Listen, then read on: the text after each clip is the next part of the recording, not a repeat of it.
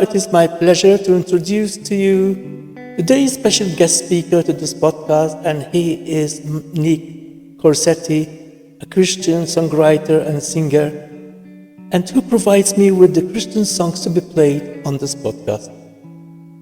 So Nick, welcome to this podcast of mine, and I am really pleased that you have accepted the invitation to share your testimony here. Nick, you are a Christian. You also write and play your own Christian music, but you also provide your songs to be played here on my podcast. Nick, tell us a bit more about yourself, your Christian background, and a bit about your childhood where you had to experience your parents. Okay, George, how are you? And I'm looking at your email here. And I appreciate you having me on there on your podcast. So I was like 6, 7, 8 years old. But I remember the commandments, they really stuck with me. I didn't really know much more than that. I knew the two people, when they get married, they stay together, which we'll talk about that later. But I don't know, I just had the faith, I don't know how or where it really came from. Loving mother, loving father. So I've had so many blessings in my life, I can't even tell you. Miracles. So that's another discussion there. But yeah, so all through my life, but as you get older, you realize more and more. Yeah, you recognize the blessings more often, by that, So I've always had faith, but I fell away from the faith when my parents got divorced. So Nick, thanks a lot for what you shared. Nick, can you tell us more how the divorce of your parents affected your spiritual life, your upbringing, and your relationship with Jesus? The second question you were going to ask me.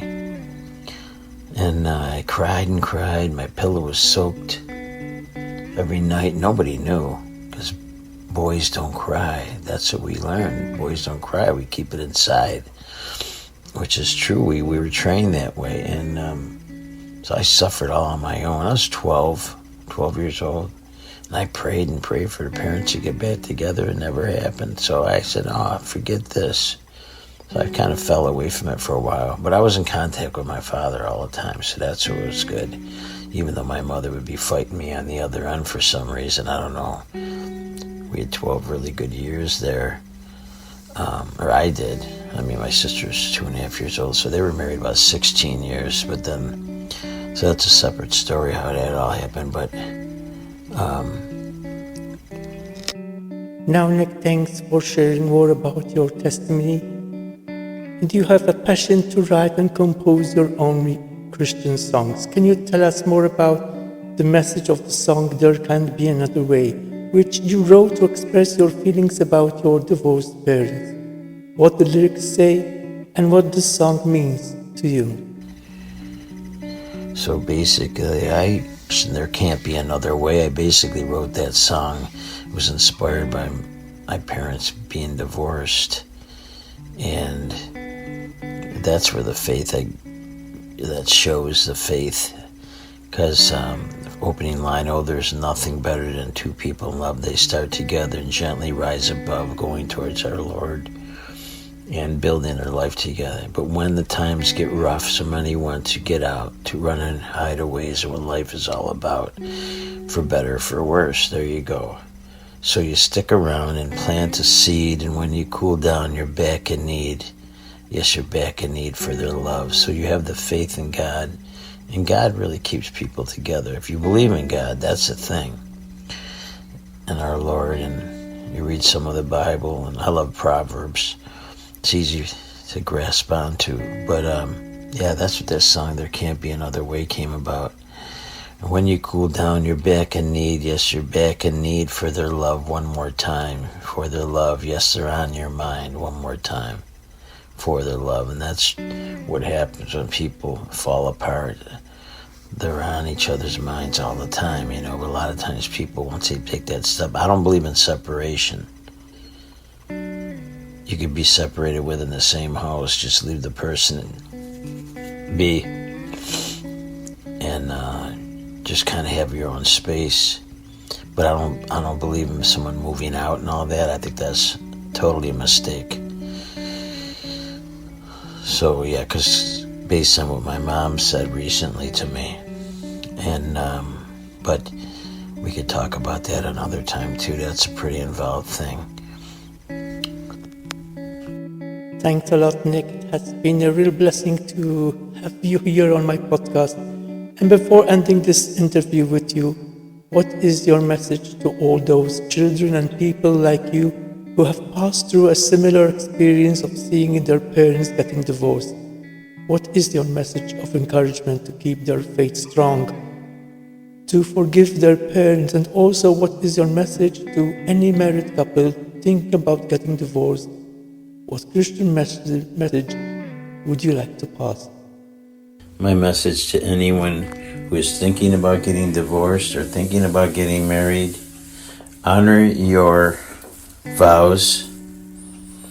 If you don't think you're going to honor your vows, I would recommend not to become married. Divorce is a major disruptor, and it disrupts throughout everyone's lifetime involved. I see many years after all the damage that it has caused. So I think it all has to do with your faith and what's in your heart. I don't know. I always pray for extra faith, to have more faith. But I think what you really feel in your heart, what you learn as a young man, like I learned the commandments: honor thy mother and father, to death do you part when you're married. But really think it out, because divorce causes a lot of damage. It's a major disruptor. It disrupts everything all the way on down the line. So that's what I would say. And just stay true to your vows. There's always a light at the end of the tunnel. Less said. No one wins an argument. Respect one another. Try not to yell and scream. But stay true to your vows, because it's definitely the lesser of the two evils, if we want to use that word. So I would recommend that to anybody, because of all the pain it caused me and the other siblings in the family, and still to this day, 50 years later. One last thing I guess I would add, George, and to your listeners.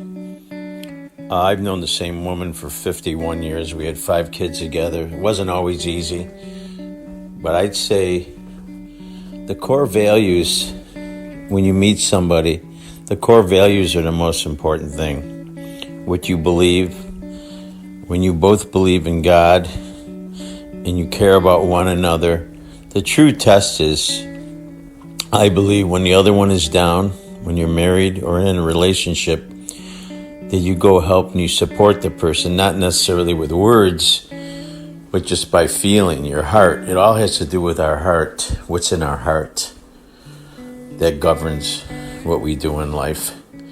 And that's where our faith comes in our Lord and all the beautiful teachings that help support us in times of trouble. So core values, like minds, find someone that through thick and thin will stay with you, like me and my wife have stayed together. And I was afraid of getting married. I didn't want to get married or have kids because of the fact I thought it wouldn't work. But it did. And we've been through a lot. Been 3 different locations. Still live in California all these years, though. So find your core values, your beliefs together. That's what I think is very important. So, yeah, I appreciate being on your show. Thank you very much. I love what you're doing out there, George, delivering the word. It's so cool you're doing that. God bless you. So thank you again, and thanks for having me. Be glad to come back any other time. All right, God bless you all and keep the faith. Thank you, George, for all your beautiful, wonderful works and sharing my music with the world. Thanks a lot, Nick Corsetti, for your powerful testimony about the pain you went through due to your parents getting divorced, but also for sharing about your strong faith in Jesus. So thanks once again, Nick. Thanks also for your music which you provide for this podcast. And now let us listen to your special song, There Can't Be Another Way.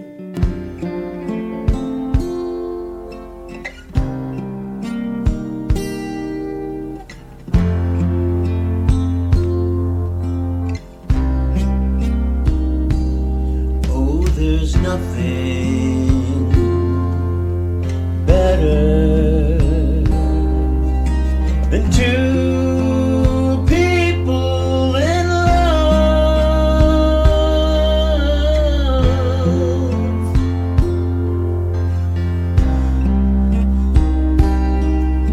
They start together and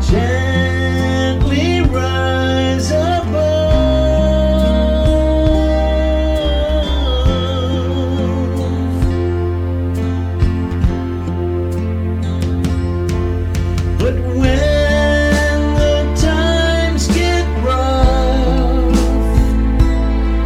so many want to get out, to run and hide away. Isn't what life is all about?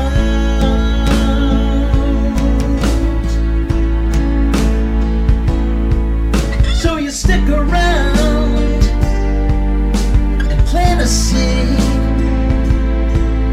and when you cool down, back in need, yes, you're back in need for their love. One more time for their love. Yes, they're on your mind.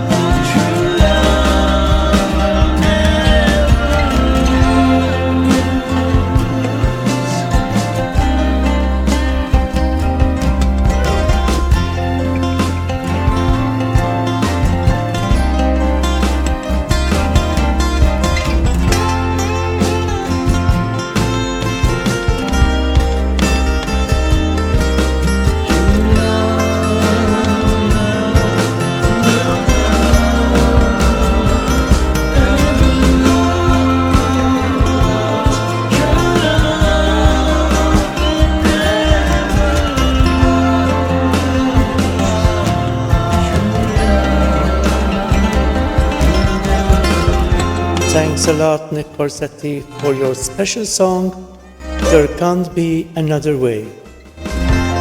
And I look forward to you be back as a guest speaker on my podcast.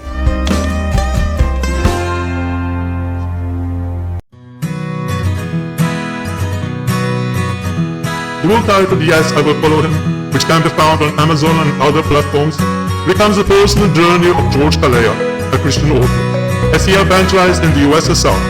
It emphasizes the significance of embracing the affirmative response to follow Jesus by saying yes. This Christian book is highly recommended for teenagers.